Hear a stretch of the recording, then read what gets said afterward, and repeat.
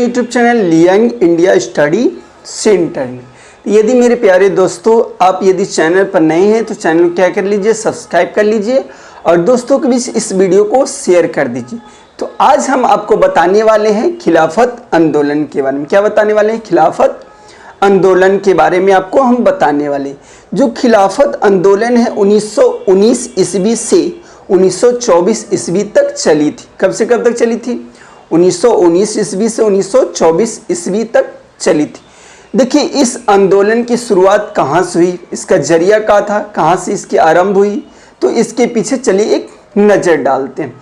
तो हम लोग जानते हैं कि प्रथम विश्व युद्ध, क्या प्रथम विश्व युद्ध यानी फर्स्ट वर्ल्ड वॉर 1914 ईस्वी से लेकर 1918 ईस्वी तक चली थी। प्रथम विश्व युद्ध कब से कब तक चली थी? 1914 ईस्वी से 1918 ईस्वी तक चली थी। प्रथम विश्व युद्ध में क्या हुआ था कि प्रथम विश्व युद्ध में विश्व दो भागों में बट गई थी, यानी दो भागों में बट गया था। एक था मित्र राष्ट्र, मित्र देशों और एक थे केंद्रीय शक्ति। एक क्या थे? मित्र देशों और एक थे केंद्रीय शक्ति। क्लियर ना? अब देखिए इसमें मित्र देश में भी अनेकों देश थे, ठीक है, और केंद्रीय शक्ति में भी अनेकों देश थे। उससे हमें ये मतलब नहीं रखना, बस हमको जानना है मित्र देश की एक देश और केंद्रीय शक्ति का एक देश, जिससे कि हमको ये आंदोलन आपको आसानी से समझ में आ जाए।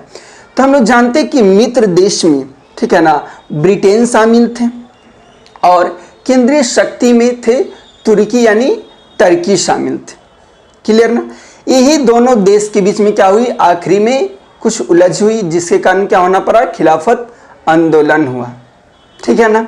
तो चलिए जानते हैं कि कैसे ये आंदोलन शुरुआत होती है। जब प्रथम विश्व युद्ध समाप्त होती है, कब? जब प्रथम विश्व युद्ध समाप्त होती है, उसके बाद क्या होता है, मित्र राष्ट्र जीत जाती है। मित्र राष्ट्र की क्या होती है, विजय होती है, केंद्रीय शक्ति हार जाती है। ठीक है ना? मित्र राष्ट्र क्या होती है, विजय होती है और केंद्रीय शक्ति हार जाती है। अब केंद्रीय शक्ति के हारने के बाद क्या होती है, ब्रिटेन, ठीक है ना, क्या होती है, ब्रिटेन टर्की यानी तुर्की, टर्की यानी तुर्की पे क्या करती है, कुछ बोझ डालना शुरू करती है। क्योंकि तुर्की जो है कि प्रथम विश्व युद्ध में हार चुकी होती है, ब्रिटेन जीत चुका होता है, जिस कारण क्या होता है उस पर कुछ दबाव डालती है और दबाव डाल के क्या करती है, उनका जो सुल्तान होता है, टर्की यानी तुर्की का जो सुल्तान थे उनको हम लोग खलीफा बोलते थे। तुर्की का सुल्तान क्या कहते थे, खलीफा। उनको पद को क्या कर दिया गया था, समाप्त कर दिया गया था। क्या कर दिया गया था, समाप्त यानी खत्म कर दिया गया था। खलीफा क्या होता है, चलिए जानते हैं। खलीफा मुस्लिम समुदाय का क्या होता है, प्रमुख राजनीतिक गुरु बोल सकते हैं, ठीक है, या बोल सकते हैं प्रमुख धर्म गुरु। संपूर्ण विश्व का जो मुस्लिम समुदाय को होते हैं उनके राजनीतिक पद माना जाता है या धार्मिक गुरु उन्हें कहा जाता था। उनको क्या कर दिया गया था, तुर्की से ब्रिटेन समाप्त कर दी थी, जिसके कारण क्या होता, पूरे विश्व में मुस्लिम समुदायों ने इसका विरोध करना शुरू कर दिया। मुस्लिम समुदाय क्या करने लगी, इसका विरोध करना शुरू कर दी। अब विरोध करने में क्या हुआ कि ये विरोध धीरे धीरे भारत तक आ पहुंची। कहाँ तक आ पहुंची, भारत तक आ पहुंची। अब चूंकि प्रथम विश्व युद्ध में, फर्स्ट वर्ल्ड वॉर में क्या हुआ था, जो भारतीय समुदाय के जो मुसलमान थे वो ब्रिटेन का साथ दे रहे थे। क्या दे रहे थे, ब्रिटेन का साथ दे रहे थे। अब ब्रिटेन ये वादा किया था कि यदि हम युद्ध जीतते हैं तो तुर्की के साथ यानी टर्की के साथ किसी तरह का गलत व्यवहार नहीं करेंगे, दुर्व्यवहार नहीं करेंगे। ठीक है ना? और उसके बाद युद्ध समाप्ति के बाद क्या करने लगा, तुर्की के साथ गलत व्यवहार करने लगा।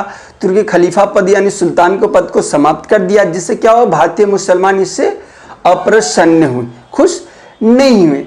अब इसका विरोध करना भारत में भी शुरू। भारत तक जब ये आंदोलन की पहुंच गई तो बम्बई में, कहाँ, बम्बई में मार्च 1919 ईस्वी, बम्बई में मार्च 1919 ईस्वी में अखिल भारतीय खिलाफत समिति का गठन किया गया। ठीक है ना? अखिल भारतीय खिलाफत कमेटी का क्या किया, गठन किया गया। किनके द्वारा गठित किया गया, ये अली बंधु द्वारा, जिनका एक नाम है शौकत अली और मोहम्मद अली। ठीक है ना? शौकत अली और मोहम्मद अली द्वारा बम्बई में मार्च 1919 में अखिल भारतीय खिलाफत समिति का क्या कर दिया गया, गठन किया गया। तो जान गए कि मार्च 1919 में अखिल भारतीय खिलाफत समिति का क्या किया गया, गठन किया गया। परंतु 17 अक्टूबर 1919 को खिलाफत दिवस के रूप में पूरे भारतवर्ष में मनाया गया। कब? 1919 में 17 अक्टूबर 1919 में क्या पूरे भारतवर्ष में खिलाफत आंदोलन किया गया। क्यों हम लोग आंदोलन कर रहे थे भारतवर्ष में? क्योंकि हमारी ये मांग थी कि जो ब्रिटिश सरकार तुर्की यानी टर्की में जो खिलाफा का पद को जो समाप्त कर दी थी, क्या करना था, पुनः से उसको गठित करना था, पुनः से लाना था।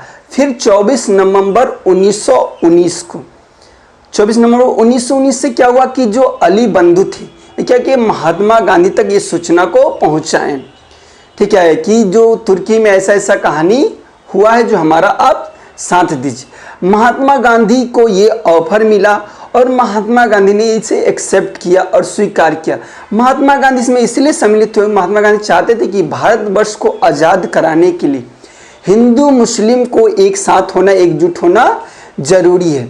इसीलिए आगे बढ़कर 24 नवंबर 1919 को, ठीक है ना, अखिल भारतीय खिलाफत कमेटी का पहला सम्मेलन हुआ। क्या हुआ?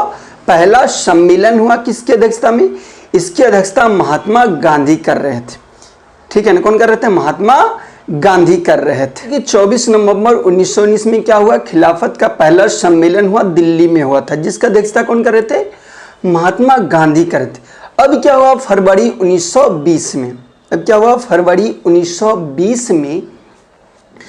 अब जो खिलाफत दल का एक दल थे, क्या किए, खिलाफत समूह का एक दल थे, वो ब्रिटेन के तत्कालीन वायसराय लॉर्ड चेम्सफोर्ड से क्या करने, मिलने गए। खिलाफत समिति का एक दल क्या किए, चेम्सफोर्ड से मिलने गए।